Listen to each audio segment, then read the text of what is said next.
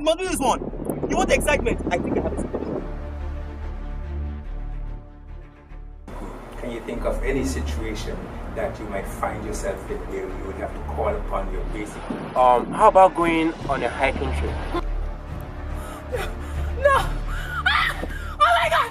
Ah! The tale that's been told so long ago, and there's nothing ever happened here though. You and your girlfriend, you must out of your mind. You must be out of your mind.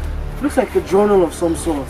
Would that explain why we've been haunted here? Because this doesn't make any sense to me at all. Morning, my father. Morning, mother. Morning, my son. I can see you prepared for the hunt with your friends. Comes from the best tribes. Any funny business, and you're dead. There's no way out. No way, no how. The story we ate today, you know, it still doesn't add up to me.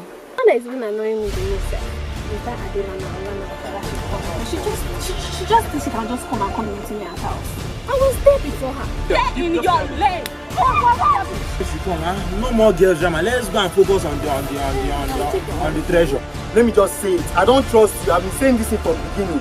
You put us into this mess. So we all agreed that we were supposed to make it back here before the sun went down.